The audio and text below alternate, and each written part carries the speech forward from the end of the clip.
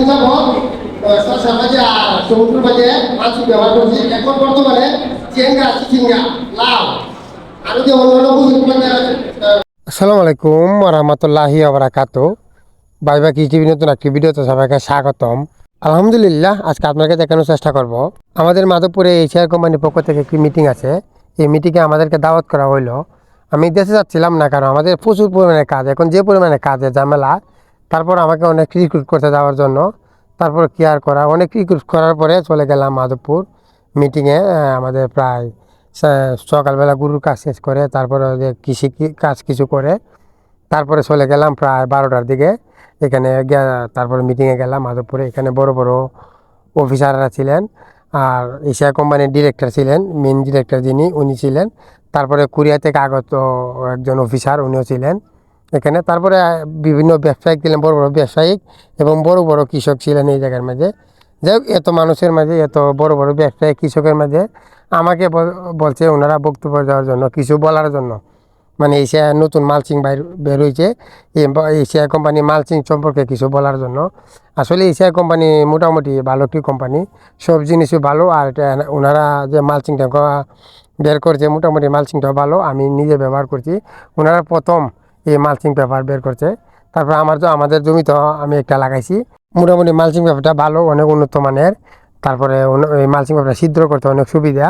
যারা ছিদ্র করতে বেসবা হয় সে পাইনাকে দেখবেন, নতুন যারা মালচিং দিয়ে কৃষিকাজ করবেন অবশ্যই এশিয়া কোম্পানি মালচিংটা ব্যবহার করলে আপনারা ছিদ্র করতে অনেক সুবিধা হবে। তাই আমি এখানে কিছু আলোচনা করলাম এই সম্পর্কে। আরও মালচিং দেওয়া ফসল করা সম্পর্কে কিছু আলোচনা করলাম, কারণ এখন বর্তমানে মালচিং ছাড়া কোনোভাবেই ফসল করা সম্ভব না। এখন যে অবস্থা, বর্তমানে মালচিং দেওয়া ফসল করলে ফসল ভালো হয়, ভালো ফলন হয়, এবং আপনার যে জমিগুলো আছে আমরা যে খাদ্যগুলা দিই, খাদ্যগুলা সঠিকভাবে থাকে।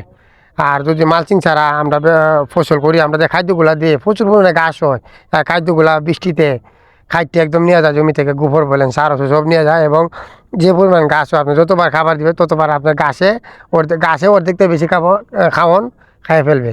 তাই মালচিং দিয়ে ব্যবহার করার জন্য আমি এখানে কিছু বললাম। অনেক সময় প্রায় 5-6 মিনিট আলোচনা করলাম এই সম্পর্কে।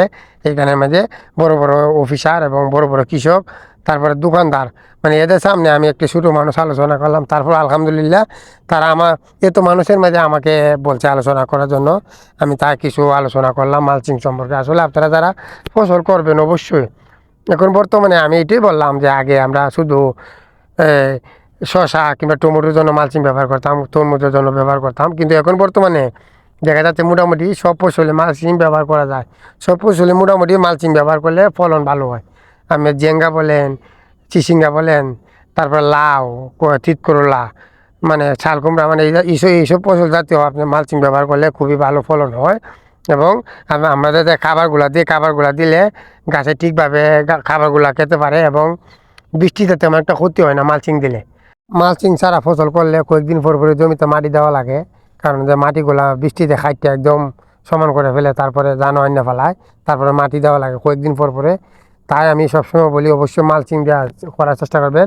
আপনি যে খাবারটা দিবেন, একটা খাবার নষ্ট হবে না। এবং প্রচুর রোদ দিলেও মালচিং যে নিচের মাটিগুলা তাপমাত্রা ঠিক রাখবে মালচিংয়ে, তাই মালচিং ব্যবহার করবেন। আর সঠিক পরিচর্যা করার চেষ্টা করবেন, দেখবেন আপনার ফলন ভালো হবে। কৃষিকাজে অবশ্যই সঠিক পরিচর্যা করলে কৃষি ফলন হবে।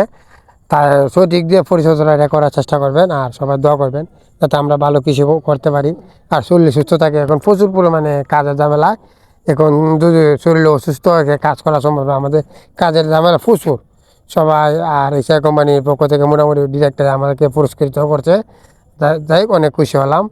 ওনারা নিজের হাতে আমাকে পুরস্কার তুলে দিলেন। সবাইকে অসংখ্য ধন্যবাদ। ভিডিও দেখবেন। আসসালামু আলাইকুম রহমতুল্লাহি ওয়া বারাকাতুহু।